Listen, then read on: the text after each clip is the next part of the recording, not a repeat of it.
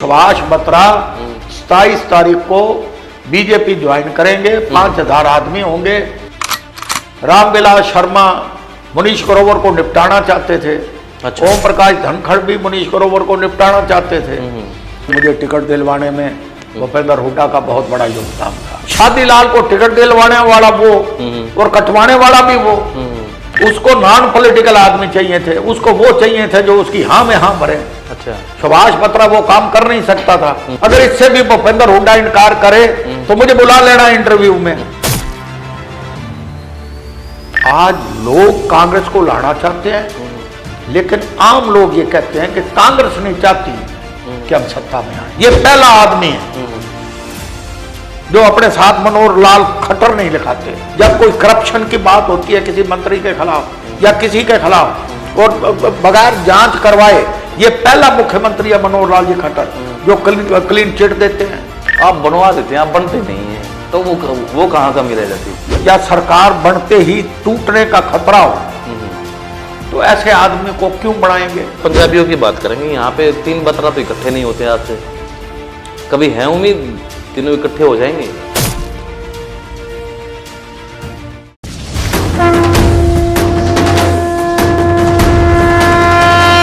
नमस्कार, मैं अनुज नरवाल रोहतकी और आप देख रहे हैं सियासी सत्संग। कहते हैं कि दाई से कोई पेट नहीं छुपा सकता। इसी तरीके से हरियाणा की राजनीति में ऐसी ही दाई हैं हमारे साथ सुभाष बत्रा जी, पूर्व मंत्री हरियाणा के। तो इसमें तो कोई गलत नहीं है सर कि दाई से कोई पेट नहीं छुपा सकता। और आपने भी पॉलिटिकल लोगों के, बहुत सारे लोगों की पेट चेक किए हैं, सारी चीज़ें आपको पता है। तो थोड़ी सी हम दर्शकों को यहाँ से हम शुरुआत करना चाहेंगे आपकी इंटरव्यू की सर, कि शुरुआत में आप सियासत का जो सफ़र है, क्योंकि आप बतौर वकील प्रैक्टिस सही चल रही थी, फिर यहाँ कैसे आ गए? देखिए अनुज, मेरा बड़ा लंबा सफ़र राजनीति में है। 1971 में मैं लॉ करके आया था, वकालत करके आया था। मेरे साथ चौधरी वरिंदर सिंह, चौधरी सुरेंद्र सिंह, ये सभी हम इकट्ठे थे। LLB कर रहे थे वहीं से? हाँ, चंडीगढ़ पंजाब यूनिवर्सिटी से हमने लॉ की। सुषमा स्वराज हमारे से एक क्लास पीछे थे, जूनियर थे आप? हाँ जी। तो 1972 में मैं प्रदेश कांग्रेस कमेटी का डेलीगेट इलेक्ट हुआ था और राजनीति में सक्रिय हो गए। मेरे पिताजी म्यूनिसिपल कमेटी के प्रधान रहे हैं काफ़ी वर्षों तक। और हमारा एक ऐसा परिवार था जो 2 सगे भाई 2 ही जगह से पार्षद बने और बड़ी अच्छी इनिंग, रोहतक की पॉलिटिक्स में बड़े एक्टिव थे। मैंने सब कुछ उन्हीं से सीखा। 1979 में 79 में तो मैं सिटी कांग्रेस कमेटी का प्रधान बन गया था। मैंने ही जिला अर्बन की शुरुआत की थी। उस वक़्त PCC में एक रेजोल्यूशन पास हुआ था कि जिस शहर की आबादी 1 लाख से ऊपर हो उसको अर्बन का स्टेटस दिया जाए। सेठ श्री कृष्ण दास जी DCC के प्रेसिडेंट थे, मैं सिटी कांग्रेस का प्रेसिडेंट था। तो मैंने वो चीज़ मूव करवाई, सरदार हरपाल सिंह PCC प्रेसिडेंट थे, कि रोहतक की आबादी 1 लाख से ऊपर है तो इसलिए कांग्रेस, सिटी कांग्रेस का दर्जा जो है वो ज़िले का होना चाहिए। तो मैं ही था जिसने ये शुरुआत की। मैं जिला अर्बन का प्रधान बना। 17 साल तक मैं जिला कांग्रेस कमेटी का प्रेसिडेंट रहा। तो टिकट कब मिली आपको फिर? मुझे 91 में, जब चौधरी भूपेंद्र सिंह हुड्डा लोकसभा का चुनाव लड़ा और मैं। बड़ा लंबा अरसा हो गया था आपका? हाँ, बड़ा लंबा अरसा हो गया, 17 साल। तो उसकी कोई कहानी है पीछे, टिकट न मिलने के पीछे इतना, और या वो टिकट मिलने के साथ? देखिए, कोई कहानी तो, मैं तो 1972 में भी कैंडिडेट था। उस वक़्त यूथ कांग्रेस का मैं बड़ा सीनियर लीडर था। सुरेंद्र मेरे साथ था। लेकिन ये एक कहानी है। उस वक़्त डिसिडेंट ग्रुप बड़ा पावरफुल हो गया था, जिसमें चौधरी रणबीर सिंह, जिसमें गफार खान, जिसमें ब्रिगेडियर रण सिंह, ओम प्रभा जैन, चंद्रावती, ये लोग बड़े पावरफुल, एक कैंप हो गया था। तो भूपेंद्र हुड्डा और मेरी दोस्ती थी, तो मैंने डिसिडेंट कैंप ज्वाइन कर लिया। अच्छा, दैट वाज माय। तो किसके खिलाफ था वो चौधरी बंसीलाल चीफ मिनिस्टर थे। अच्छा, उनके खिलाफ था। हाँ जी, हाँ जी। और उस वक्त सेठ श्री कृष्णदास का कोई लंबा चौड़ा कोई चौधरी बंसीलाल जी के साथ कोई रिश्ता नहीं था पॉलिटिकल। और मैं आराम से, उस वक्त दो ही नाम गए थे इलेक्शन कमेटी के अंदर जी, एक सेठ श्री कृष्णदास का और एक मेरा। लेकिन क्योंकि डिसिडेंट ग्रुप मुझे सपोर्ट कर रहा था, तो उस वक्त चौधरी बंसीलाल की लिस्ट 100% फाइनल हुई थी। 3 टिकट डिसिडेंट ग्रुप को दी गई थी, तो उसमें मेरी टिकट मुझे नहीं मिल पाई। तो वो होता है ना, एक बार जो एमएलए बन जाए, सिटिंग हो जाए, तो फिर वो रास्ता दूसरों का नहीं बनता। तो सेठ जी फिर एमएलए बन गए, एमएलए के बाद मंत्री बन गए। मैं संघर्ष करता रहा, आखिर में 91 में जाके भाग खुले मैं एमएलए बना। चौधरी भूपेंद्र सिंह हुड्डा मेंबर पार्लियामेंट बने। वो भी बड़ा, जब आपका चुनाव था उसमें भी बड़ा एक नारा चला और बड़ा किस्सा है उसका भी। ये भी एक किस्सा है। हाँ, क्योंकि किस्सों के तो खान है आपने तो बहुत सारे लोग, ये भी किस्सा है, क्योंकि ये इंटरव्यू बड़ा लंबा होने वाला है, बड़े आराम से हमसे। हाँ, ये भी किस्सा है कि एक नारा चला था, नीचे गंजा ऊपर पंजा। और वो इकट्ठे चुनाव थे उस टाइम पे? हाँ जी, इकट्ठा चुनाव था लोकसभा और विधानसभा का? नहीं, हवप्पा बन चुकी थी। ओके। और लाला श्री कृष्णदास हवप्पा के कैंडिडेट थे, मैं कांग्रेस का कैंडिडेट था, सुंदरलाल सेठी बीजेपी के कैंडिडेट थे, चौधरी भूपेंद्र सिंह हुड्डा लोकसभा का चुनाव लड़ रहे थे, मैं विधानसभा का चुनाव लड़ रहा था। उस वक्त कुछ लोगों ने, जो मेरे को जानकारी उस वक्त मिली, ये कहा कि जो वोट सुभाष बत्रा को मिलनी है कांग्रेस की, वो तो लोकसभा में हुड्डा साहब को मिलनी है, कांग्रेस की वोट है। लेकिन जो नीचे वाली वोट, जो सेठ श्री कृष्णदास, क्योंकि वो सर से गंजे थे, अच्छा, नीचे गंजा ऊपर पंजा का मतलब ये है कि भूपेंद्र हुड्डे की जो वोट है वो नीचे तो दे दो लाला जी को, और लाला जी वाली वोट तुम ले लो। समझ गए? ये एक बड़ी भारी साजिश रची गई थी। किसने? मैं आप किसी का नाम तो क्या लूं, मैं तो आई कांट, मैं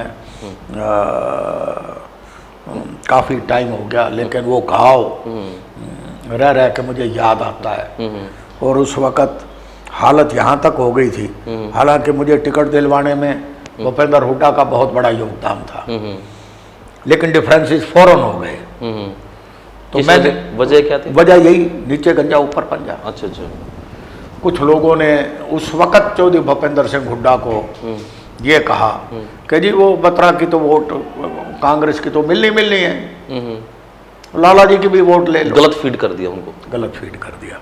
तो मैंने भी डिसाइड किया कि मैं अकेला ही अपने दम पर लड़ूंगा। मैंने 41 कॉर्नर मीटिंग की, और आप यकीन मान लेना, और जब ये हालत हो गई थी, भवानी स्टैंड पे जलसा था, तो मेरी हवा बन चुकी थी, वेव चल चुकी थी, और मैंने कहा कि जो होगा देखा जाएगा। मुझे गांधी कैंप से 82% वोट मिले, जो सारा पंजाबी वोट बैंक है। डीएलएफ कॉलोनी से 80% वोट मिले, माल टाउन से 80% वोट मिले, मुझे जगदीश कॉलोनी से 80% वोट मिले। मैं लाइन से परली तरफ लाला का जो एरिया था, वहाँ से मैं 4,500-5,000 वोटों से हार रहा था।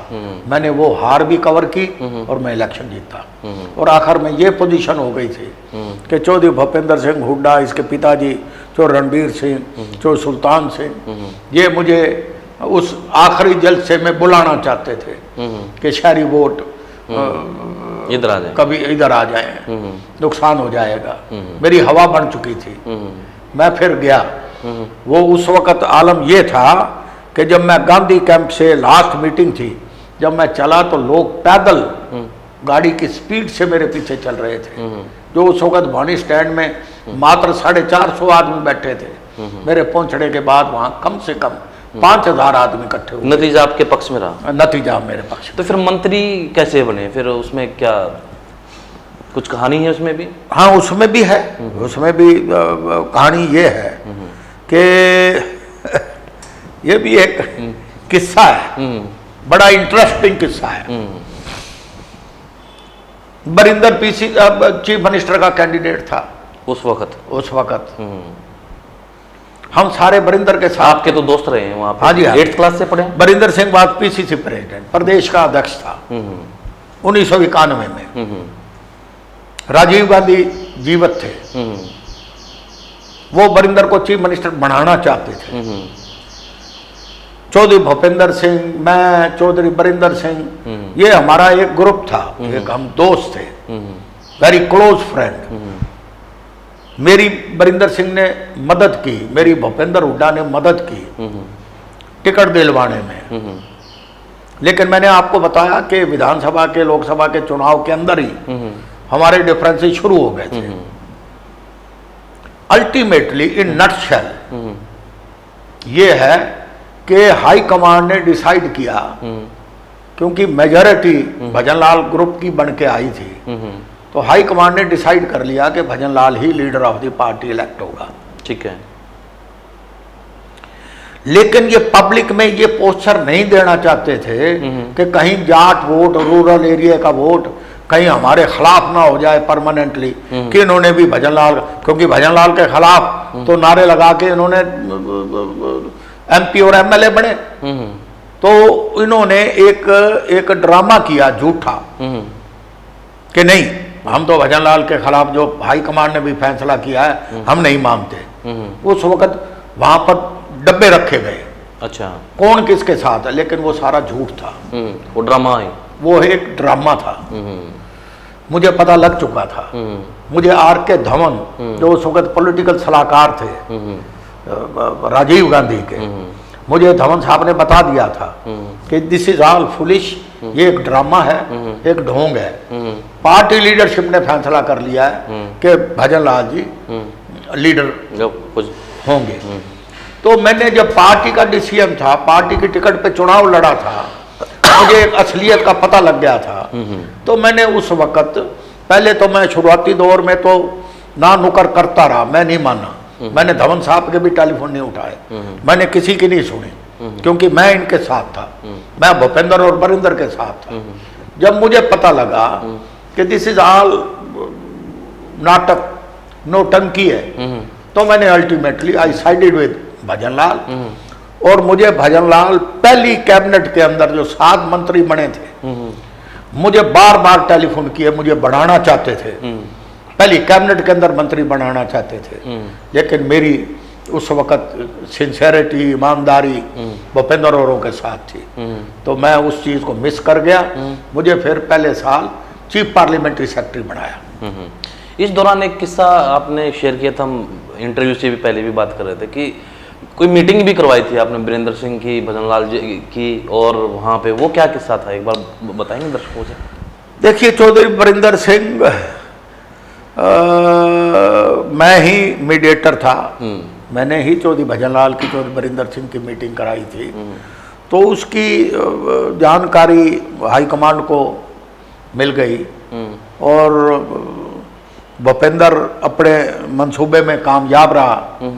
वो ये चीज़, क्योंकि उस वक्त पार्टी लीडरशिप भजनलाल के खिलाफ हो चुकी थी। नहीं, वो किस्सा नहीं सुन रहा मैं, कि जब वीरेंद्र सिंह की और भजनलाल जी की मुलाकात करवाई आपने, वो तो दूसरे दौर की बात है। हाँ, पहले मैंने, अच्छा, दूसरे दौर की बात में। जी। उस वक्त भजनलाल और वीरेंद्र सिंह की मैंने मीटिंग करवाई थी, ताज होटल में करवाई थी।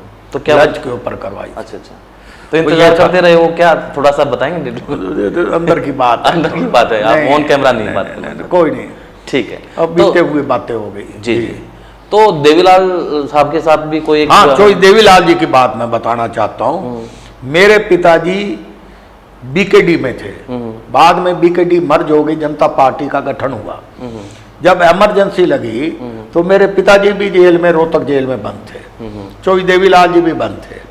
जब वो रिलीज हुए तो चौई देवीलाल हमारे ही घर पे आके रुके, 4 दिन तक रुके, और मेरी उनके साथ बहुत, उस वक़्त मैं उनको बड़ा लाइक करता था, उनके संघर्ष को। वो मेरे साथ काफ़ी देर तक बैठे रहते थे। तो वहीं चौधरी देवीलाल और डॉक्टर मंगल सेन का समझौता ही हमारा जो घर है ना, वो एक शुरुआत है, वहाँ से हुआ। और मैं कहता हूँ, हर बार कहता हूँ कि अगर उस वक़्त डॉक्टर मंगल सेन और देवीलाल जी का समझौता ना होता 1986 में, तो चौई देवीलाल जी कभी कामयाब नहीं होते। और उनके समझौते ने, वहाँ वो चाहते थे कि जाट और पंजाबी अगर 2 समुदाय ईमानदारी से इकट्ठे हो जाएं तो दिल्ली वालों से पूछने की जरूरत नहीं है। और समझौता हुआ। डॉक्टर मंगल सेन जी होम मिनिस्टर बने, डिप्टी चीफ मिनिस्टर बने। 1986 की बात है, 18 तारीख थी, हमारे ही मकान के ऊपर बैठ के बातें हुई, और 90 में से 85 सीटें चौधरी देवीलाल जी जीत के आए। ये एक अपने आप में मिसाल है। तो मैं कहता हूँ, मैं अपने समाज के लोगों को कहता हूँ कि जो आज जाटों के बाद पंजाबी समाज दूसरी कम्युनिटी है, हम कम से कम 30 कॉन्स्टिट्यूंसीज में मैटर करते हैं जहाँ हमारा प्रभाव है। जिस वक्त 91 में मैं एमएलए बना, उस वक्त 14 एमएलए कांग्रेस पार्टी की टिकट के ऊपर बन के आए थे। 11 तो हम मिनिस्टर थे, डीजीपी पुलिस हमारा था। उस वक्त GL Batra public service commission के चेयरमैन थे। उस वक्त मतलब के हर चीज चौधरी भजनलाल ने पंजाबियों का मखोटा पहन के 11 साल तक राज किया इस प्रदेश के। तो उसके बाद इतना पंजाबियों को मौका क्यों नहीं दिया गया? अब तो चलो मुख्यमंत्री हैं आपके। देखो ऐसा है कि पंजाबी हमने बड़ा संघर्ष किया। आपको तो अनुज पता होगा, हमने रोहतक में बहुत बड़ी रैली की थी पंजाबी समाज की। जनरल वीके सिंह भी आए थे, जो आप यूनियन मिनिस्टर हैं। उस वक़्त ये मनोहर लाल खट्टर जी भी, आपको दिखाता हूँ, मेरे पास एल्बम पड़ी है, वो भी उसमें हाजिर थे। उस वक़्त बहुत बड़े अश्विनी चोपड़ा जो संपादक पंजाब केसरी के थे, वो चीफ गेस्ट थे। केडी सिंह भी उस मीटिंग में थे। खट्टर साहब से भी कभी मुलाकात हुई है आपकी उस दौर में? खट्टर साहब तो मेरे, उनसे कभी पूछना। हाँ, क्या वो शुरू में रोहतक से चुनाव लड़ना चाहते थे। अच्छा। और पुरानी बात है, टाइम लग जाएगा, पता नहीं इंटरव्यू में इतना। जी। नरेश मलिक वो बीजेपी में थे, उनको बीजेपी का टिकट नहीं मिला। ओम प्रकाश धनखड़ जी को टिकट मिला। तो उससे, क्योंकि मुनीश ग्रोवर ये नरेश मलिक के साथ अटैच थे, इन्होंने रोहतक बीजेपी वालों ने बड़ा भारी जुलूस निकाले, बीजेपी के कार्यालय की भी तोड़ फोड़ की, पुतले फूके इन्होंने। रामविलास शर्मा जी उस वक्त भारतीय जनता पार्टी के प्रधान थे। तो वो जो इनके डिफरेंसेस मुनीश ग्रोवर के साथ उठ के आए, तो उस वक्त मैं भी ल्यूकवार में था। रामविलास शर्मा मुनीश ग्रोवर को निपटाना चाहते थे। अच्छा। ओम प्रकाश धनखड़ भी मुनीश ग्रोवर को निपटाना चाहते थे। इन दोनों मेरे मकान पे, पूछ लेना कभी इंटरव्यू में। अच्छा। मेरे मकान पे आए मुझे बीजेपी में शामिल करने के लिए। और अल्टीमेटली प्रदेशाध्यक्ष पंडित जी थे। हाँ, उस वक्त भारतीय जनता पार्टी के अध्यक्ष रामविलास शर्मा थे। जी। ओम प्रकाश धनखड़ मेरे मकान पे आए, फोटोग्राफ पड़ी है मेरे पास, नाट्य तो बता देना, निपटाने की। हाँ, उस वक्त वो मुनीश ग्रोवर को निपटाना चाहते थे। अच्छा। तो मुझे याद है, रिवाड़ी रेस्ट हाउस पे मुझे रामविलास जी ने बुलाया। क्या हुआ कि मैं बीजेपी में जाऊंगा। उन्होंने 4 आदमियों को टेलीफोन किया।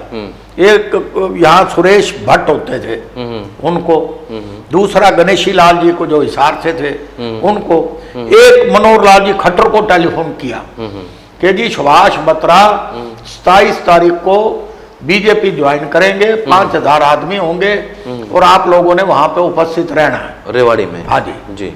रेवाड़ी से टेलीफोन किया। ओके। तो मैं जब रास्ते में था तो मुझे खट्टर साहब का टेलीफोन आया कि सुभाष जी आप से मैं मिलना चाहता हूँ। मैंने कहा जी मैं कहीं हूँ, आप 1 घंटे के बाद मेरे मकान पे आ जाइए।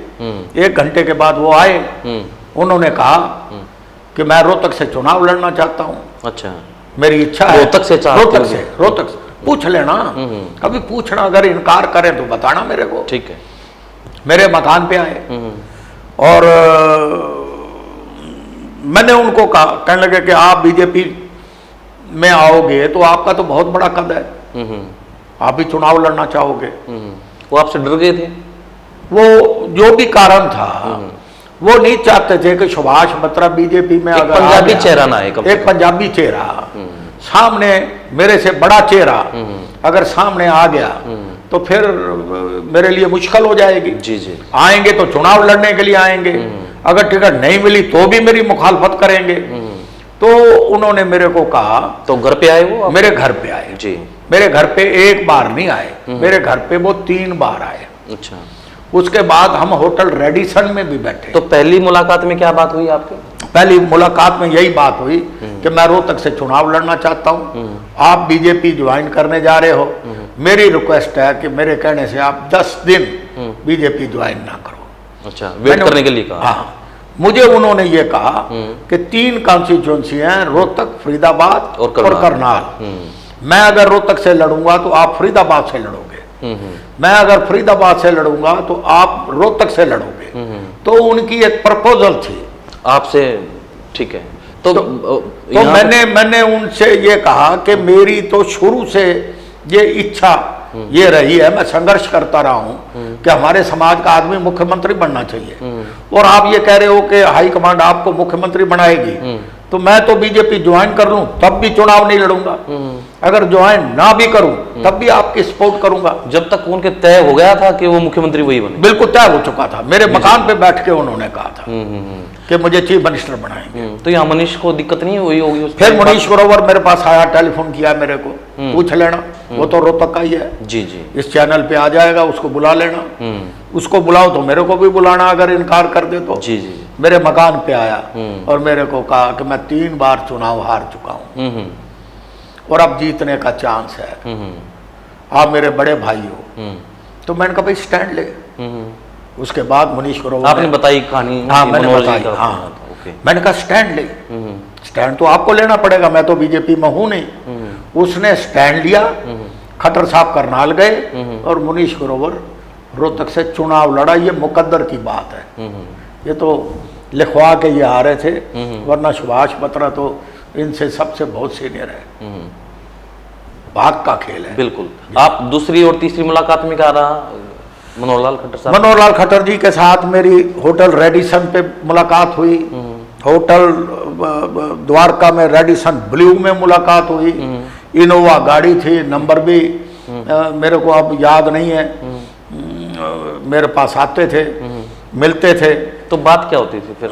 बात बस यही थी कि जो आदमी चीफ मिनिस्टर की दौड़ में होता है तो उसको ये है कि उसको अंदर मन ही मन ये होता है कि ये तो लड़ाई लड़ते रहे हैं चीफ मिनिस्टर की, और मेरे पाले में गेंद आ रही है, तो इसलिए ये बड़ा चेहरा है पंजाबियों का।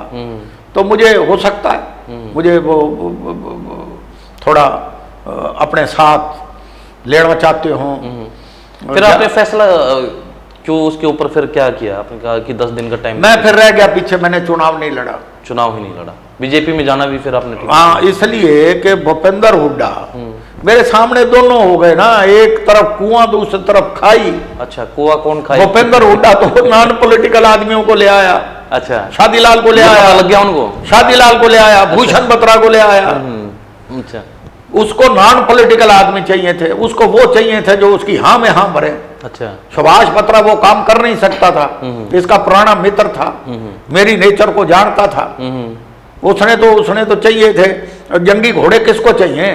जो चीफ मिनिस्टर बन जाता है तो उसकी एक सोच होती है कि साइलेंट आदमी उसके साथ रहे, उसकी हाँ में हाँ भरने वाले रहे। वो मेरा करैक्टर नहीं था, उसको पता था, मैं उसको सूट नहीं किया।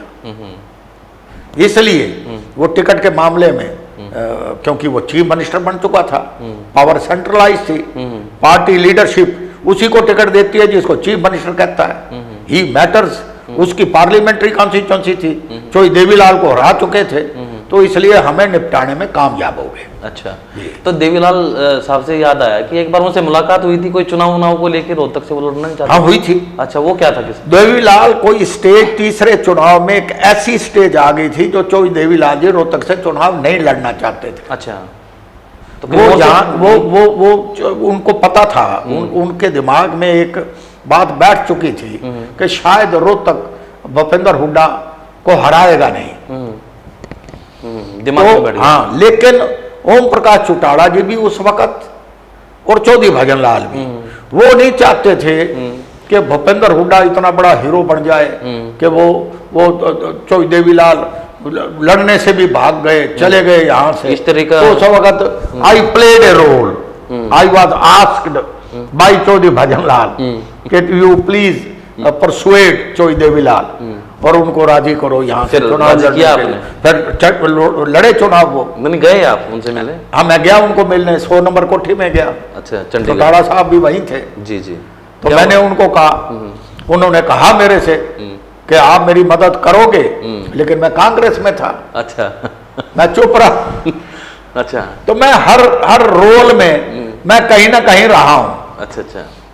तो एक बार का किस्सा ये है कि जब दूसरी बार मुख्यमंत्री बनना था हुड्डा साहब को और कुछ कमी रह गई थी, उसमें भी आप इनके वोट थे 40, हजका के बन के आए थे 6। मैं हरियाणा जनहित पार्टी का पार्लियामेंट्री बोर्ड का चेयरमैन था। कुलदीप बिश्नोई के बाद मैं दूसरा सीनियर मोस्ट लीडरों में था। सारे एमएलए मेरे संपर्क में थे। ओम प्रकाश जैन ये तो इंडिपेंडेंट चुनाव लड़के आए थे।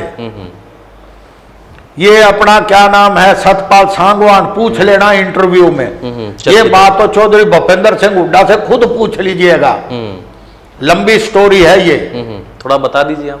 थोड़ी सी मुक्तसर में ये बता देता हूं कि हम कुछ एमएलए जिनमें राव नरवीर, सतपाल सांगवान, ये हम वसंत विहार और भी थे क्लब, और भी थे क्लब के अंदर हम बैठे थे। तो उस वक्त उनकी हजका वालों की इच्छा थी कि कोई ना कोई मीडिएट करके हमें चौधरी भूपेंद्र सिंह से बात कराए। उन्हीं की इच्छा थी? उनकी इच्छा थी, कुछ मेरी परसुएशन थी, क्योंकि हमारा एक ग्रुप था।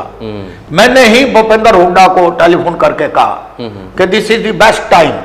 वो ललायक थे कि किसी तरीके से एमएलए आए, मेरे संपर्क में थे, मैंने उनको मिलवाया। मेरा ही रोल था। ये पूछ लेना, अगर इससे भी भूपेंद्र हुड्डा इनकार करे तो मुझे बुला लेना इंटरव्यू में, मैं सामने बताऊंगा आपको कैसे कैसे हुआ। फिर कैसे? ये गवर्नमेंट मैंने बनवाई। 40 के 46 करने वाला आपके सामने सुभाष बत्रा बैठा है। तो कैसे हुई फिर, आगे क्या बात हुई? आगे क्या हुई, एमएलओ को उठाया गया, सज्जन कुमार की कोठी में रखा गया, ओम प्रकाश जैन को मैं ले गया, इन सबको मैं ले गया। आखिर में वो 40 के 46 पे हुए और सरकार भी बनी। I played the key role, it was I who played the role. आप बनवा देते हैं, आप बनते नहीं हैं, तो वो कहाँ कमी रह जाती है? वो कमी, देखो मैं इसमें भूपेंद्र का दोष नहीं मानता। सुनो, आराम से बैठिए। हाँ, मैं दोष नहीं मानता। कारण कि हर लीडर चाहता है कि उसकी टीम में सिर्फ हाँ से हाँ भरने वाले लोग हों, जो उनसे हर पॉइंट के ऊपर विचारों में मतभेद करे या डिफरेंस ऑफ ओपिनियन हो या सरकार बनते ही टूटने का खतरा हो, तो ऐसे आदमी को क्यों बनाएंगे? मेरे कहने से मंत्री तो बनाए, मेरे कहने से बड़े काम किए, लेकिन मुझे सत्ता से दूर रखा। कारण कि उनको यह था कि सुभाष बत्रा को भी अगर सत्ता सौंप दी गई तो ये पार्टी में पता नहीं क्या कर देगा, खेला कर सकते हैं, खेला कर देगा। उसको डर, एक भय, लेकिन वो ये समझता नहीं था कि डेडवुड तो डेडवुड ही होते हैं। आप मैदान में गधों के साथ कितनी लड़ाई लड़ लोगे, जंगी घोड़े तो चाहिए। अब पता लगेगा अब क्या है, आज कांग्रेस में है क्या, आप बताइए। मैं हमेशा कहता हूँ, अब तो पूरा कहते कि पूरा होल्ड आ गया है उनका। मैं कहता हूँ कि भूपेंद्र हुड्डा बड़ा लीडर है, आज तो सारी चीज उसके हाथ में है। आज पीसीसी का प्रेसिडेंट भी उनके हाथ में है। आज सीएलपी के लीडर वो खुद है। आज 90% जो बाहर से आए हुए हैं इनेलो के, ये समझ लो लोक दलीयकरण है। आज तो most of the leaders are from outside, आप गिनती कर लो। तो आज सुबह शहर से शुरू करते हैं, मैं नाम नहीं लेना चाहता, पहले ऑलरेडी बड़े दुश्मन हैं। सुबह 6 बजे घर पे पहुंच जाएंगे, 6:30 बजे उसकी घेराबंदी कर लेंगे हुड्डा साहब। हाँ, शहर से लेकर शाम सोने तक वो पीछा नहीं छोड़ते। देखा देखा नाम तो बता दो। आपके मित्र हैं बीच में। सारे हैं, किसका नाम बताऊं? हाँ। सुनो, सारे मेरे मित्र रहे हैं। रणवीर कादियान मेरा मित्र रहा है, जेपी जयप्रकाश मेरा मित्र आज भी है, मेरा मित्र रहा है। अनंत सिंह दांगी मेरा मित्र रहा है, आज भी है। कौन नहीं है? अशोक अरोड़ा मेरा मित्र है, घेराबंदी वालों के नाम आज भी है। सुनो, आप नाम तो बताओ ना, कोई 2 नाम ऐसे बताओ जो ओरिजिनली जो कांग्रेस के हों, जो विचारधारा के हों, बता दो आप। है भी नहीं, 2 भी नहीं। अब जिन्होंने ज्वाइन किया वो कहां से हैं? जो आगे ज्वाइन कर रहे हैं वो कहां से हैं? मैं तो ये कहता हूं कि कांग्रेस तो ये मैं आपके सामने बैठा हूं, ऐसे ऐसे बैठे पाएंगे। आप सबसे पुराने हैं या कृष्णमूर्ति आपसे पहले आ गए थे? कृष्णमूर्ति हुड्डा मेरे से जूनियर है। जूनियर है? हाँ जी। अच्छा अच्छा अच्छा। एक 1.5 साल। अच्छा। हाँ, लेकिन मतलब उसमें तो कोई मतलब आसपास के ही हैं आप? हाँ, बस इसमें 3 लोग हैं बराबर से हैं, बराबर से हैं। एक आप हैं, एक कृष्णमूर्ति हुड्डा साहब हैं, एक किरण चौधरी हैं। हाँ जी। इसके अलावा ज्यादा विरोध देखने को नहीं मिलता कांग्रेस में हुड्डा के खिलाफ। विरोध शैलजा बहन जी देखे हैं इनके साथ कभी? देखे नहीं, लेकिन वो इतना मुखर विरोध नहीं हो, मुखर समझे नहीं। जिनको प्रॉब्लम जहां जहां होगी, अब किरण चौधरी के विपक्ष आपके द्वार प्रोग्राम रखा है। उनकी बेटी को बनाया तो है ना उपाध्यक्ष बनाया? ओहो, बनाया, वर्किंग प्रेसिडेंट बनाया है। इन्होंने थोड़ी बनाया, वो तो पार्टी लीडरशिप ने बनाया। लेकिन उसके बाद तो वो दिखते नहीं वहां पे कार्यक्रम में गई है, हर बार जाती है। अब भी जाती है? अभी जा रही है। अच्छा, अभी जा रही है। सवाल ये है कि ये राज कैसे आएगा? राज आता है सभी को साथ लेकर चलने में। जो देवीलाल ने जब संघर्ष का आह्वान किया 86 में, उन्होंने डॉक्टर मंगल सेन को साथ लिया, पंडित भगवदयाल शर्मा को साथ लिया, मूलचंद जैन को साथ लिया, बलवंत राय तायल को साथ लिया, कृपाराम पूनिया को साथ लिया, चौधरी चांदराम को साथ लिया। कोई ऐसा लीडर छोटे से छोटा, बड़े से बड़ा, हर कम्युनिटी का अपने साथ जोड़ा। तभी तो 90 में से 85 सीट ले गए। कहाँ रही है फिर? कांग्रेस में दिक्कत यह है कि शायद अंदर ही अंदर हो सकता है उनको कोई डर हो। नहीं, जैसे आपने कहा कि शैलजा मैडम की बात करें, किरण चौधरी की बात करें, आप तो बैठते रहते हैं, मुलाकात होती रहती है। हाँ जी, हाँ तो जी। कोई ऐसी चीज आई कॉमन कि ये चीजें इग्नोर की जा रही, इसलिए हम नाराज हैं? अब विपक्ष आपके द्वार है। For take it for example, ठीक है, महेंद्रगढ़ में प्रोग्राम रखा है, चौधरी भूपेंद्र सिंह हुड्डा बड़ा लीडर है, क्या उसको किरण चौधरी से कंसल्ट नहीं करना चाहिए था? उसकी पार्लियामेंट्री हल्का है, नहीं किया। अच्छा, क्या है फिर? कोई फोन पे बात सुनो, किरण चौधरी डिप्टी स्पीकर कब रही है विधानसभा में? कितने साल पहले रही है? Full fledge cabinet minister excise की रही है। चौधरी बंसीलाल की पुत्र वधू है। भिवानी इलाका पार्लियामेंट्री हल्का है, श्रुति का, उसकी बेटी एमपी रही है। तो मैं ये कहता हूं कि पेड़ वही फल उसी पे लगता है जो झुकता है। अगर यूं खड़ा रहे पेड़ तो फल नहीं लगता। इसलिए इनको दरियादिली दिखानी चाहिए। आज लोग कांग्रेस को लाना चाहते हैं, लेकिन आम लोग ये कहते हैं कि कांग्रेस नहीं चाहती कि हम सत्ता में आए। आज हर आदमी भारतीय जनता पार्टी से दुखी है। हमने कभी नहीं देखा था। नाक की लड़ाई हो रखी है अंदर। नाक की लड़ाई मैं समझता हूं कि ये नाक की लड़ाई है। अरे कौन कहता है कि आप अपने बेटे को, हर आदमी अपने बेटे को करता है, लेकिन इतना नहीं कि आप सीनियर मोस्ट लीडरों को भी बिल्कुल इग्नोर कर दो या भूल जाओ। अभी आपके पास कोई पोस्ट नहीं है? मेरे पास, हमें तो डेलीगेट ही नहीं बढ़ाया। अच्छा। पीसीसी का जो 1972 में डेलीगेट बनाओ, जो 8 साल से ज्यादा एआईसीसी का मेंबर रहा, जिस वक्त 2 जनरल सेक्रेटरी होते थे, उस वक्त मैं पहला जनरल सेक्रेटरी था, बरिंदर सिंह पीसीसी प्रेसिडेंट था। राव 17 साल जिला कांग्रेस कमेटी का प्रधान रहा, मैं डेलीगेट ही नहीं हूं। किसने नहीं बनाया? कभी वजह पूछी आप? तो चलो टेलीफोन पे बात होती रहती है, मिलते भी रहे हैं आप। वजह उसका कसूर नहीं है, ये कम्प्लेक्स है, कसूर नहीं है। सुनो, मैं दोष नहीं देता, मैं उनको कोई बुरा भी नहीं कहता। अब उसके भी बेचारे की 75 साल से ऊपर उम्र हो गई है, मेरी भी उम्र 1 साल बड़ा हूं मैं उनसे। मैं I do not want to hurt him, मैं उसको दुख नहीं देना चाहता। मैंने तो ये भी कहना शुरू कर दिया कि मैं चुनाव ही नहीं लड़ूंगा। अच्छा। मैं तो पंजाबी समाज की बात करता हूँ। अब चुनाव नहीं लड़ेंगे? मैंने कहा। कृष्णमूर्ति हुड्डा तो इसी बात आपके मित्र तो कह रहे हैं कि चुनाव लड़ेंगे हर।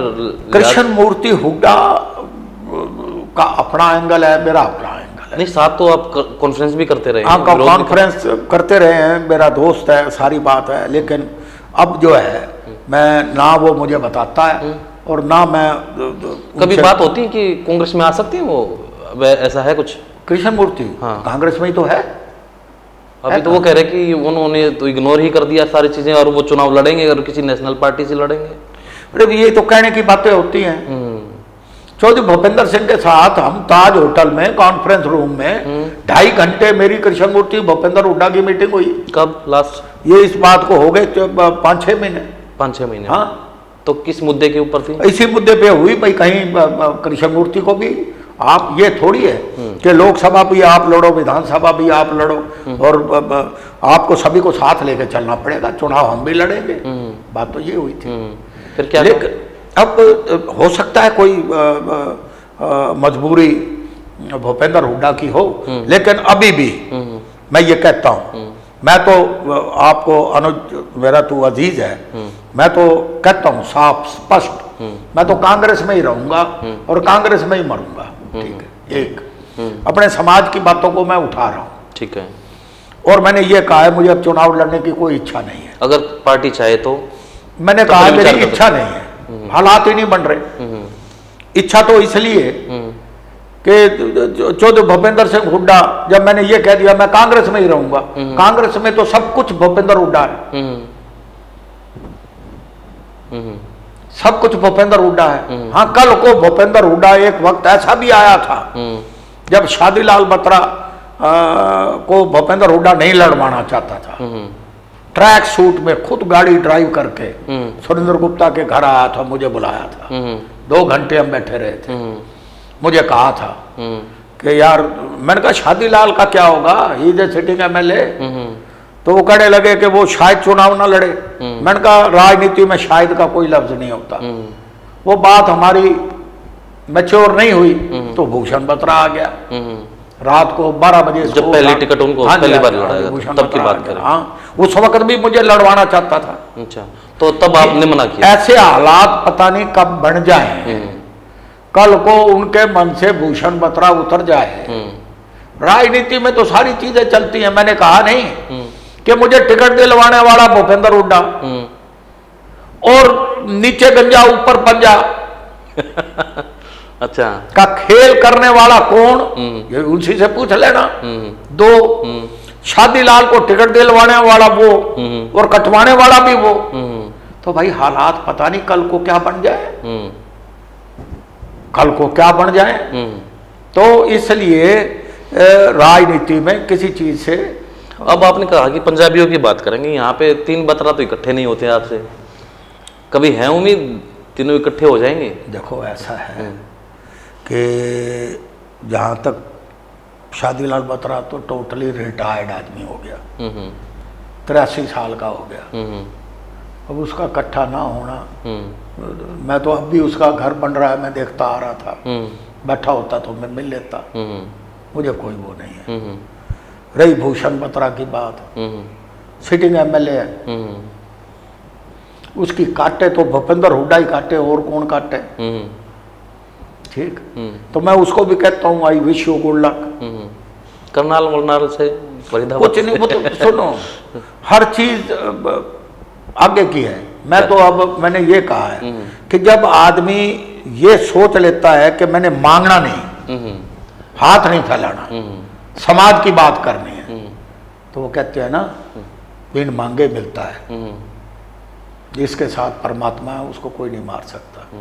इसलिए इनको दरिया दिली दिखानी चाहिए इन लीडरों को, अगर कांग्रेस को लाना चाहते हैं। तो हाल की पार्टी जो सत्ताधारी दल हैं, तो उसको लेकर आपकी क्या सोच है? ये मौजूदा भारतीय जनता पार्टी जी, इनका तो नाम ही ना लो। अच्छा, ये तो कास्टिस्ट है, ये तो धर्म के नाम के ऊपर थाली बजवाते हैं। राम राम राम तो हमारा भी भगवान है। ये ऐसे करते हैं जैसे इन्हीं के घर में पैदा हो रहे हो भगवान राम भी। ये विकास छोड़ो, इतना भ्रष्टाचार जो आज तहसील और कारपोरेशन में है, nobody could dream, I tell you. बगैर पैसे के आदमी चलता ही नहीं है। रोजाना मीडिया के थ्रू बयान देंगे, जीरो टॉलरेंस है कहाँ? अब बेटी बचाओ बेटी पढ़ाओ कहाँ है? आप देखो ना, एक खेल मंत्री उसका इस्तीफा नहीं लिया गया। एक कोच ने खुलेआम बेचारी ने सड़क के ऊपर उसने इल्जामात लगाए, और किस तरह से एरोगेंट मुख्यमंत्री ने विधानसभा के अंदर सारी चीजों को टर्न डाउन किया। जब कोई करप्शन की बात होती है किसी मंत्री के खिलाफ या किसी के खिलाफ, और बगैर जांच करवाए, ये पहला मुख्यमंत्री है मनोहर लाल जी खट्टर जो क्लीन चिट देते हैं, खुद ही देते हैं, लोगों को मिलते नहीं, अपने आप को पंजाबी कहने में डरते हैं। हर आदमी अपनी कहने में गर्व फील करता है। मैं कहता हूं कि मैं पंजाबियों के घर में पैदा हुआ हूं, it is a matter of pride for me. सभी कहते हैं। आप देवीलाल तो दुनिया में रहे नहीं, अभय सिंह चौटाला से पूछो, भूपेंद्र सिंह से पूछो, सभी कहते हैं ठीक है भाई, जिस घर में पैदा हुआ है उसमें तो क्या हमारे हाथ में तो उनको तो कैसे डिनाई किया जा सकता है। ये पहला आदमी है जो अपने साथ मनोहर लाल खट्टर नहीं लिखाते। क्या करोगे आप जी?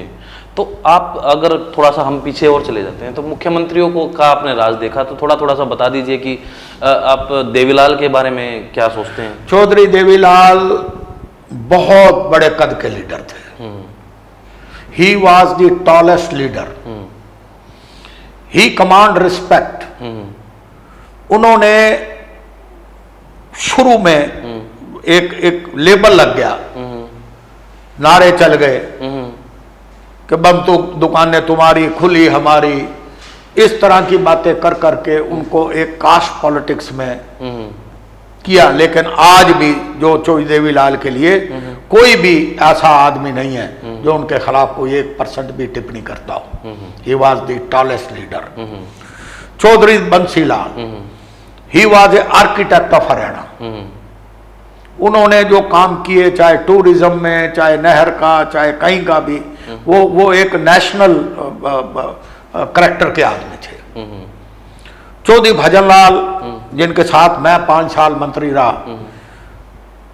बहुत ही बढ़िया, सभी को साथ लेके चलने वाले, सेकुलर जिसको कह सकते हो, he was a leader. Chaudhary Bhupinder Singh Hooda अच्छे आदमी हैं। इस गवर्नमेंट से तो कई गुना अच्छी गवर्नमेंट को उन्होंने रन किया। माहौल अच्छा रखते थे, सर्विस क्लब में मिलना, चाय की दुकान पे बैठ जाना, उनके अंदर कोई अहंकार नाम की चीज नहीं थी। पता नहीं अब क्यों उनके करैक्टर में तब्दीली आई है। मैं कहता हूँ, हर जगह कहता हूँ, बतौर मुख्यमंत्री ठीक रहा उनका नंबर वन। हाँ, जितने आपने नाम गिनवाए मुख्यमंत्री, मैं ये कह रहा हूँ, सबसे बेस्ट मुख्यमंत्री, मैं ये कह रहा हूँ, चलो मैं उसका पैमाना तो नहीं कर सकता, लेकिन उसने किसी को तंग नहीं किया, हर किसी का काम किया, अहंकार नहीं रखा। अब अहंकार आ गया, वरना क्या कारण है, क्यों डायसेंशन विद इन पार्टी इतनी तेजी से चले, किस लिए? यही शैलजा इसको चीफ मिनिस्टर बनाने वाली है, यही राव इंद्रजीत जो छोड़ के गया इनकी सपोर्ट में रहता था, यही चौधरी बरिंदर सिंह, ये अपने आप मामा फूफी का कहते हैं सारे, क्यों जाए? तो इनका बीच में क्यों क्लैश क्यों? It is a power game. ये कुछ कसूर सेंट्रल लीडरशिप का भी है। अच्छा, powers are centralised with one man, a person who becomes the chief minister, जो मुख्यमंत्री बन जाता है सारी पावरें उसी के पास सीमित हो जाती हैं, उनको बिल्कुल अंधा बना देते हैं। वही जिसको चाहे मिलवाता है, वही जिसको चाहे बनाता है, वही जिसको गिराना चाहे गिराता है, वन मैन शो होता है। ये है सिस्टम में गड़बड़, और इस सिस्टम को ठीक करना चाहिए। तो आपके तो मित्र हैं जैसे वीरेंद्र सिंह जी। जी, तो वहाँ उनका भी सपना था कि मुख्यमंत्री बने, तो आपके हिसाब से क्या लगता है कि वो क्यों नहीं बन पाए, कहाँ कमी रह गई? देखो, इसमें यही कह सकते हो, भूपेंद्र हुड्डा थोड़ा सियाना ज्यादा, सियाने मेरे पास वो चाणक्य का गुटका था, वो ये ले गया था। चाणक्य क्या? चाणक्य का गुटका था मेरे पास। अच्छा, चाणक्य नीति शास्त्र। अच्छा, वो तो मिल जाएगी। हाँ, आपके पास ही ना, तो वो मेरे पास ही था जी। अच्छा, वो सिर्फ 12 पेज का था। अच्छा, मैं ही उसको आपने पढ़ा था वो? आपने पढ़ा? मैं पढ़ नहीं पाया, ये पूरा पढ़ गया। अच्छा, एक एक लाइन उसकी समझने की है, ये उसके अंदर निपुण है। अच्छा, कैसे विद इन पार्टी विरोधी को साइड पे लगाया जा सकता है, किस टाइम पे तरजीह देनी चाहिए, कितनी दूरी बना के रखनी चाहिए, माहौल ठीक ना हो तो आसन ले लेना चाहिए। तो ही इज एक्सपर्ट। और वरिंदर सिंह बोड़ा भंडारी है, वो गोलची ठीक नहीं है। अच्छा, जब गोल करने का वक्त आता है वो खुद फाउल हो जाता है। तो उनके जो फैसले हुए हैं उस पे दिक्कत रही उनकी? नहीं, ये भाग का भी खेल है जी। अच्छा, अच्छा, इट इज ए डेस्टिनी। तो भूपेंद्र के भाग में है। देवीलाल को हराना था। अभी बात हुई आपसे, वो क्या अभी वो भी चाह रहे हैं कि थोड़ा सा है उनके अंदर भी टीस तो है ही? देखो, ऐसा है, मैं उनको बात मीडिया में भी कहता हूँ, उनको मिल के भी कहता हूँ, उनको दरिया दिली दिखानी चाहिए, उनको बड़ापन दिखाना चाहिए। नौ अब वो 75 पार कर चुके हैं, लड़के को मुख्यमंत्री बनाना चाहते हैं, बनाएं। नहीं, वीरेंद्र सिंह की बात कर रहा था मैं, उनसे बात। हाँ, बरिंदर से मेरी बात होती रहती है। वो भी चाह रहे हैं कि कांग्रेस में आए? चाह रहा है। अच्छा, बीजेपी में वो चुनाव खुद लड़ना चाह रहे हैं अपने बेटे को आगे? अपने बेटे के लिए। अपने बेटे के लिए। बरिंदर सिंह अब मेरी उम्र का है, 77 है, क्या लड़ेगा चुनाव? हाँ, कोई यूं है कि भाई फ्रूट की टोकरी पड़ी हो, खा लो, मेरे आगे भी रख दे। मैं कह रहा हूं मेरी इच्छा नहीं है, अगर कह दे नहीं ये लो, तो फिर तो कौन नहीं चाहता। जब ये सामने नजर आता हो कि ये बैठा है, शेर बैठा है, उसके सामने परात पड़ी है, को खान देगा किसके ने? ना खान दे। वो बिल्ली के गले में गट्टी कौन बांधे? हाँ, तो वो तो शेर पर है, किधर जाओगा तो उठा के परात ले आएंगे। हम उसकी बाट में बैठे हैं। बाट में देख रहे। हाँ, जरा मतलब कि थोड़ा सा हटे से ही। लेकिन आज स्टेक्स किसके हैं? भूपेंद्र हुड्डा के हैं। आज पक्ष में है, स्थितियां हैं उनके पक्ष में। आज सट्टा बाजार उसकी बात करता है। आज शर्तें कांग्रेस को लाने की बात करता है। आज हर चीज कांग्रेस के फेवर में जा रही है। आज सिर्फ भूपेंद्र हुड्डा को अपना एप्टीट्यूड चेंज करना पड़ेगा। अभी एक इंटरव्यू में जी जी जी अब भूपेंद्र हुड्डा को अपनी दरिया दिली दिखानी पड़ेगी। जब आदमी नजदीक जा रहा हो, अरे तू उस वक्त अकड़ दिखा लेना जब चीफ मिनिस्टर बन जाए तो अब क्या फायदा। अब तो आपको जरूरत है। अब तो एक, अब मान लो मैं बैठा हूं, मेरे स्टेट्स क्या है मैक्सिमम कि भाई मैं एमएलए बन जाऊंगा, यही है ना। उसके तो चीफ मिनिस्टर बनने के हैं, उसका सपना तो लड़के को चीफ मिनिस्टर बनाने का है। तो झुकेगा कौन? वही झुकेगा, दूसरा क्यों झुकेगा? हम तो जब ये देखेंगे कि भाई हमारे बस की तो बात रही नहीं, तो यही कह देंगे कि हमने तो चुनाव लड़ा नहीं भाई, इज्जत तो बचाओ। ठीक बात। लेकिन जरूरत किसको है? जरूरत उसको है। कितने वोटों से दीपेंद्र हुड्डा हारा था? 7,500 वोटों से। ये क्या नाम है, दैया, क्या तीरथ दैया, कितने वोटों से हारा था? 3 वोटों से जीत गए थे। हैं? बाद में जीत गए थे। अब बात नहीं, कहां जीता? सुनो, इतना ही फर्क रहा। आपको मैं पूरे देश में लोकसभा विधानसभा, भजनलाल कहा करता था कि भाई जिसके घर में 4 वोट है ना, क्या पता कल को 2 वोटों का फर्क रह जाए। तुम रोहतक पार्लियामेंट्री हल्का है आपका, आप क्यों विरोधी को विद इन पार्टी विरोधाभास क्यों होने देते? रोहतक में हो रहा है। रोहतक में हो रहा है सबसे ज्यादा तो आपके रोहतक में हो रहा है, भिवानी में। मैं क्या कह रहा हूं, कारण क्या है? जिम्मेवार कौन है? जिम्मेवार हम नहीं है। क्यों सारी चीज एक ही जगह पे सीमित रह जाए? हालांकि वो तो एक बाइट मैंने सुनी थी हुड्डा साहब की, वो कह रहे थे कि सर्वे होगा और सर्वे के आधार पर टिकटों का वितरण होगा। क्या सर्वे? सिटिंग एमएलए की भी टिकट कर सकते हैं। It is nonsense. क्या की सर्वे? सर्वे तो ये है कि आप भी चुनाव हारोगे। 1,65,000 से आ रहे थे, आ गया सर्वे, मैं दे रहा हूं आपको सर्वे की रिपोर्ट, आप हट जाओगे पीछे। यार भाई, यू आर बिफूलिंग अदर्स। क्योंकि अब तो हर पार्टी का एक पैटर्न ये हो गया कि सर्वे करवाते हैं, क्या बहुत सारे कैंडिडेट्स होते हैं, ये लोगों की आंखों में धूल झोंकने के लिए सर्वेज। अच्छा भाई नहीं यार, तुम्हारी तो रिपोर्ट खराब आ रही है। अच्छा, उसको रोकने के लिए तुम रोक दोगे? दीपेंद्र हुड्डा कैंडिडेट बन रहा है, चीफ मिनिस्टर का कैंडिडेट बन रहा है, तो सर्वे रिपोर्ट को ये कह दे कि जी दीपेंद्र की तो सर्वे रिपोर्ट ठीक नहीं है, मान जाएगा? It is all to befool people. अपनों को लड़वाना है और अपनी ही लिस्ट लो, सुबह एक विजिलेंस की रेट डलवा दो, एक फाइल काट के दे दूंगा, उनकी दे दूंगा 90 के 90 कैंडिडेटों के नाम। किसके ऊपर? मैं डालूंगा रेड। किसके ऊपर? भूपेंद्र पे। अच्छा। एक फाइल उसकी अलमारी में अलग होगी। अच्छा, एक फाइल अलग होती है जिसमें 90 के 90 कैंडिडेटों के नाम होंगे जो इसके अपने पर्सनल होंगे। वो पहले तैयार है। अच्छा। मैं जचाऊ कैंडिडेट कहां से? अच्छा। यार ये तो लोगों को बेवकूफ। उसमें आपने देखी वो आपका नाम वाम नहीं है क्या आपका? कृष्णमूर्ति का, हुड्डा साहब का नहीं है ना कहीं नाम? ना, जिस दिन भूपेंद्र मेरी हम बैठेंगे फिर दोस्ती हो जाएगी, तब के बाद और उसके ये जज जाएगी इसने चुनाव नहीं लड़ना, वो फाइल मैंने काट के दे देगा, तब दे देंगे। अब वो कहेगा देख ले यार। ये तो ही जस्ट ये एक लोगों को मूर्ख बनाने के लिए जचाऊ कैंडिडेट। अच्छा, फिर Congress party is a national party, ticket तो ऊपर से आनी है, इनकी तो रिकमेंडेशन होनी है। ऊपर जो राहुल गांधी और सोनिया जी बैठे हैं उनको क्या पता कौन जचाऊ है कौन जचाऊ नहीं है? उनको क्या पता?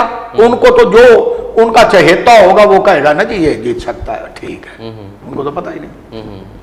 तो इसलिए ये लोगों को मूर्ख बनाने के लिए, अब भी मैं कह रहा हूं, जिस दिन भूपेंद्र मेरी दोस्ती हो गई, अब ठीक थोड़ी सी कम है, सुन तो लो। है ही नहीं अब तो। अच्छा सुनो, जिस दिन हुई, जिसकी संभावना कम है, जिस दिन हुई वो फाइल मैं ले आऊंगा। अच्छा, मेरे से कुछ इसके जो करीबी है ना वो भी डरते हैं। अच्छा यार बतरा, यार ध्यान रखो, किसी दिन ये इकट्ठे हो गए, ये ओरा का भंड कर देंगे, बतरा ओरा ने मरवा सके। अच्छा फिर ये मेरी मानेगा क्योंकि दोस्त है मेरा, सबसे पुराना दोस्त है। इसको कहूंगा छोड़, ये दूसरा किसी दिन छोड़ के चला जाएगा, इसको मैं जानता हूं, काट देगा उसकी टिकट।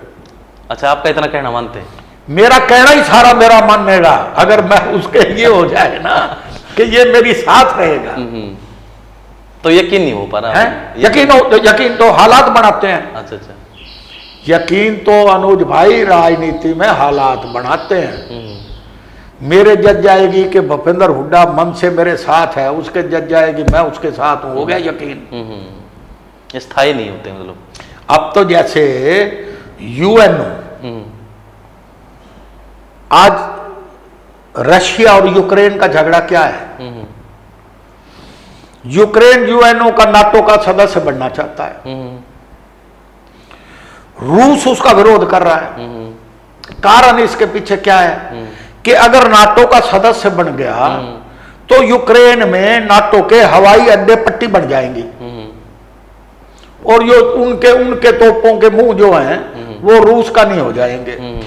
24 घंटे का खतरा रूस के अपने सर्वाइवल का सवाल है, इसलिए विरोध करता है कि ये नाटो का सदस्य नहीं बनेगा।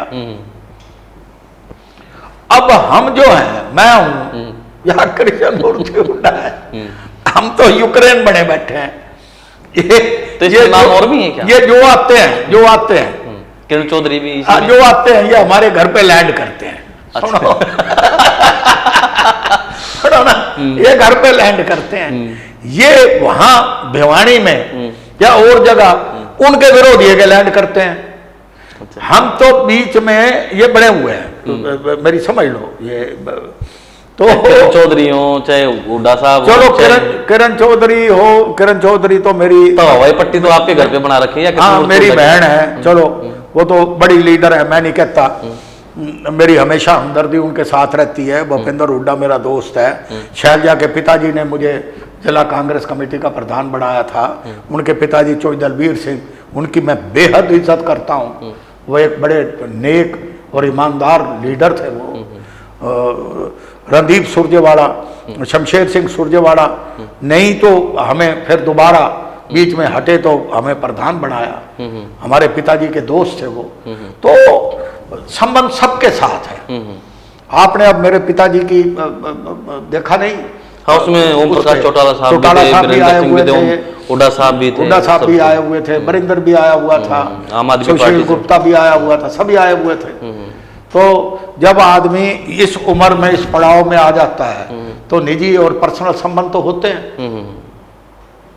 तो इसलिए मैं और कुछ नहीं, आज के इंटरव्यू में एक बात मैं कहना चाहता हूं कि हर जनमानस, हर आदमी इस मौजूदा भारतीय जनता पार्टी की गवर्नमेंट से दुखी है। भ्रष्टाचार चरम सीमा पर, कानून व्यवस्था नाम की चीज नहीं है। आप महंगाई ने तोड़ दिया हर आदमी को, गरीब आदमी का कोई जीवन नहीं है। सुनिए, अनएम्प्लॉयमेंट में नंबर 1 है ये प्रदेश। हॉस्पिटल एंड डॉक्टर नहीं है। आज पीजीआई की क्या हालत है? कहने का भाव ये है कि हर आदमी चाहता है, हर आदमी चाहता है किसी तरीके से बीजेपी हटे, कांग्रेस आवे। लेकिन लोग एक बात और भी कहते हैं, वो कहते हैं कि कांग्रेस ही नहीं चाहती कांग्रेस आवे। ऐसे माहौल में मैं एक राय देना चाहता हूं भूपेंद्र सिंह हुड्डा को, because he is everything now in the Congress. भगवान उसको सद्बुद्धि दे और वो बड़ा दिल दिखाए और सबको साथ लेकर चले। कांग्रेस आएगी, 60 सीटों से ऊपर कांग्रेस जाएगी, बता देता हूं आपको, अगर ऐसा होता है तो। अगर ऐसा हो जाए तो। जी, तो बहुत बहुत धन्यवाद बत्रा जी, आपने इतना समय दिया और हमें पॉलिटिकल दिलचस्प कहानियां भी सुनाई। शुक्रिया। थैंक यू, धन्यवाद आपका।